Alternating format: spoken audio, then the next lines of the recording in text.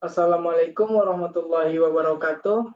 Perkenalkan, nama saya Ariel Gracio Mudra dengan NIM 24060119. Baiklah, di sini saya akan mempresentasikan hasil yang saya buat dari PPT yang yaitu judulnya itu Pengantar Ekonomi Pembangunan, yaitu bab 1. Kita masuk ke materi pertama yaitu pengertian ekonomi pembangunan. Apa sih ekonomi pembangunan itu? Yaitu ekonomi pembangunan adalah merupakan cabang ilmu ekonomi yang mempelajari berbagai upaya yang dilakukan untuk meningkatkan kesejahteraan masyarakat, terutama di negara berkembang.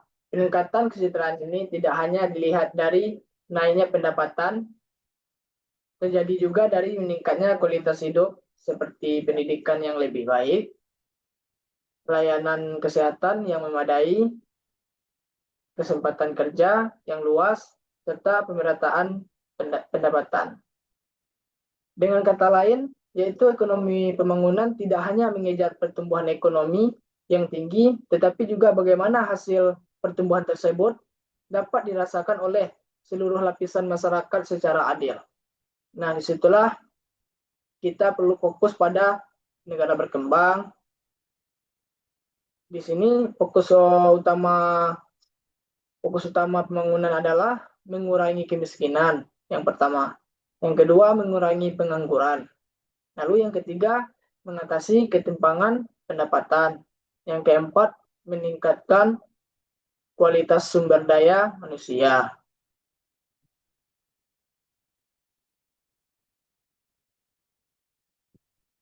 Ekonomi pembangunan adalah bagaimana pemerataan pendapatnya itu pengurangan kemiskinan itu serta perluasan kesempatan kerja.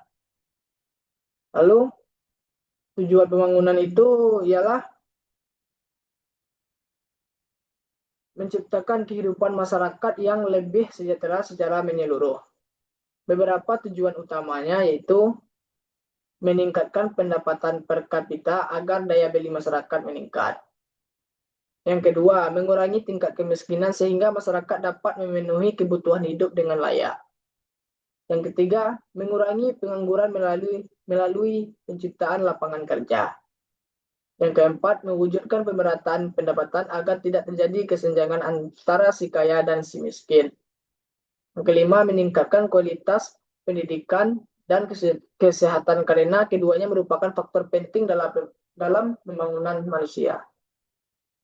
Artinya, pembangunan ekonomi tidak hanya mengejar angka pertumbuhan, melainkan juga memperhatikan pemerataan dan kualitas hidup. Disitulah kita melihat perbedaan pertumbuhan ekonomi dan pembangunan ekonomi itu. Pertumbuhan ekonomi dan pembangunan ekonomi itu ialah kenaikan jumlah produksi barang dan jasa dalam suatu negara yang biasanya diukur melalui produk domestik bruto yaitu PDB. Pertumbuhan ekonomi bersifat kuantitatif karena hanya menunjukkan peningkatan kerja. Lalu pertumbuhan ekonomi yang selanjutnya itu kenaikan output pendapatan nasional bersifat kuantitatif. Pembangunan ekonomi itu perubahan struktur ekonomi. Lalu bersifat kuantitatif dan kualitatif, yaitu diikuti peningkatan kesejahteraan. Sedikit menjelaskan pertumbuhan ekonomi belum tentu menunjukkan adanya pembangunan. Pembangunan ekonomi menekankan perubahan yang lebih luas seperti kemajuan teknologi, peningkatan pendidikan, dan pemerataan pendapat.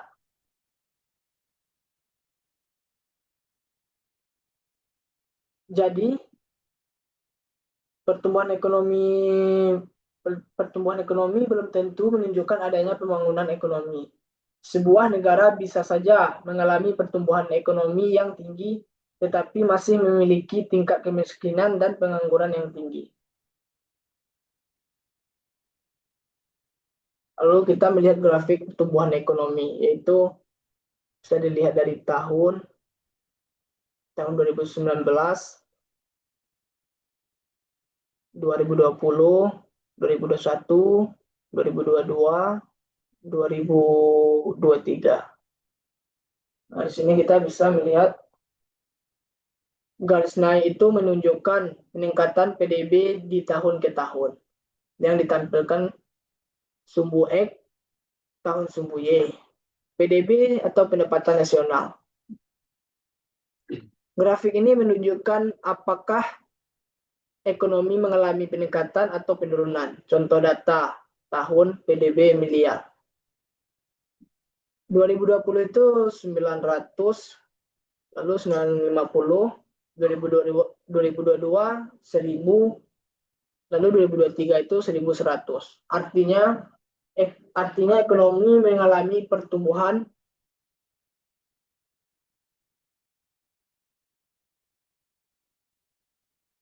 Lalu kita masuk ke rumus menghitung pertumbuhan ekonomi.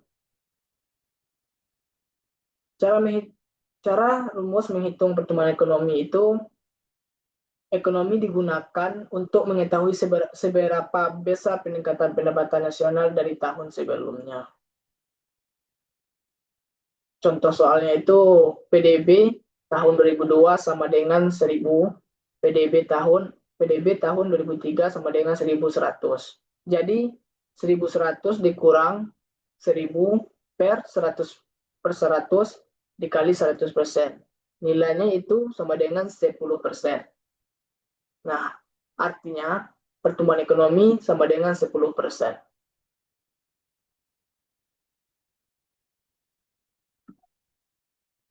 Lalu kita masuk lagi ke grafik pendapatan per kapita. Pendapatan per kapita menunjukkan rata-rata pendapatan penduduk dalam suatu negara.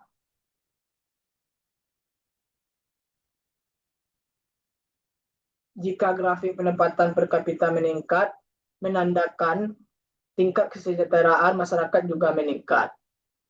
Karena walaupun PDB besar, jika seluruh penduduk sangat banyak, maka belum tentu masyarakat sejahtera. Oleh karena itu, pendapatan per kapita digunakan sebagai indikator kesejahteraan. Cara menjelaskannya itu sumbu X sama dengan tahun, sumbu Y pendapatan per kapita, batang semakin tinggi, pendapatan rata-rata penduduk meningkat. Nah, artinya itu tingkat kesejahteraan masyarakat juga meningkat. Kita lanjut.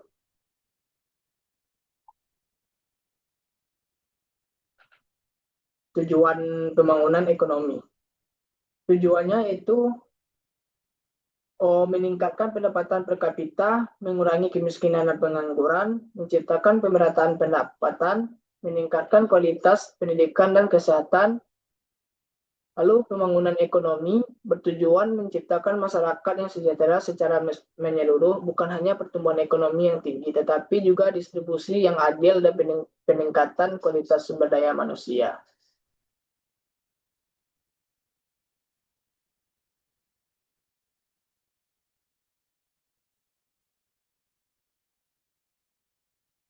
Lalu kita masuk ke perbedaan pertumbuhan ekonomi dan pembangunan ekonomi. Pertumbuhan ekonomi itu yaitu kenaikan output atau pendapatan nasional. Yang kedua bersifat kuantitatif. Pembangunan ekonomi itu perubahan struktur ekonomi bersifat kuantitatif dan kualitatif. Diikuti peningkatan kesejahteraan juga. Lalu sedikit pertumbuhan ekonomi belum tentu menunjukkan adanya pembangunan. Lalu pembangunan ekonomi menekankan perubahan yang lebih luas seperti kemajuan teknologi, peningkatan pendidikan, dan pemerataan pendapatan. Lalu kita masuk ke indikator keberhasilan pembangunan ekonomi. Apa sih keberhasilan pembangunan ekonomi itu? Keberhasilan pembangunan itu, ekonomi itu tidak hanya dilihat dari tingginya pendapatan,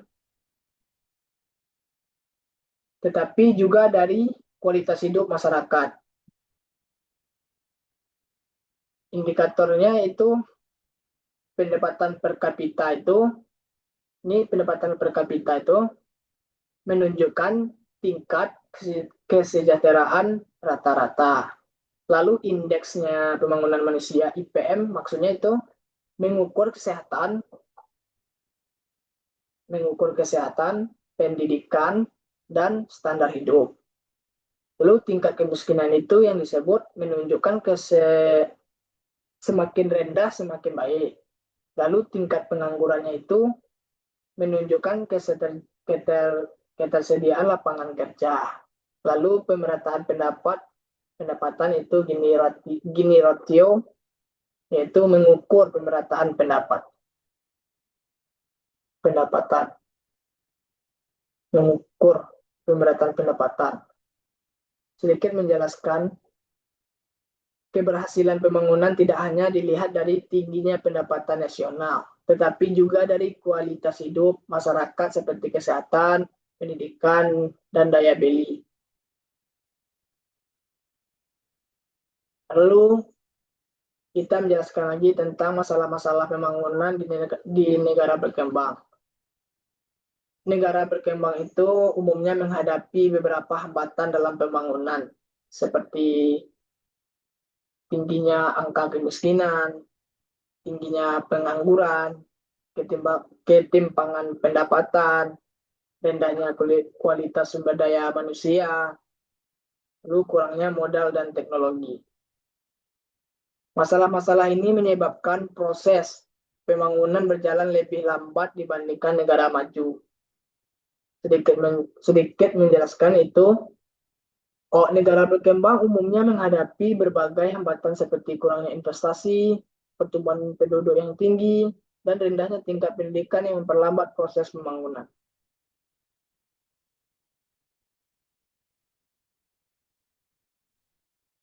Lanjut kita masuk ke faktor-faktor yang mempengaruhi pembangunan ekonomi.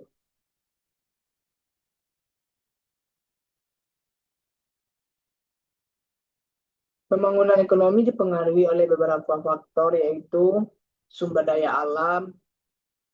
Sumber daya alam yang melimpah dapat menjadi modal pembangunan jika dikelola dengan baik.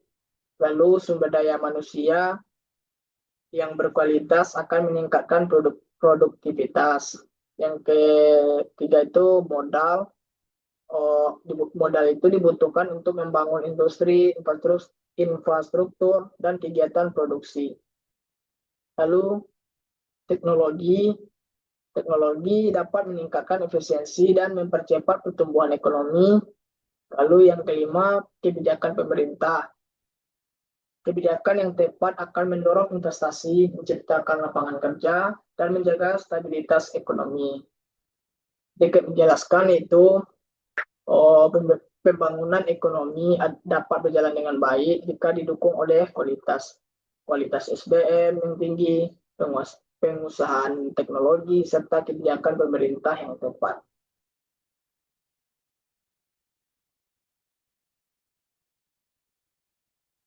Penutup yaitu pembangunan ekonomi merupakan proses pentingnya untuk meningkatkan kesejahteraan masyarakat secara menyeluruh. Keberhasilannya ditentukan oleh kerjasama antara pemerintah, masyarakat, dan pemanfaatan sumber daya yang optimal.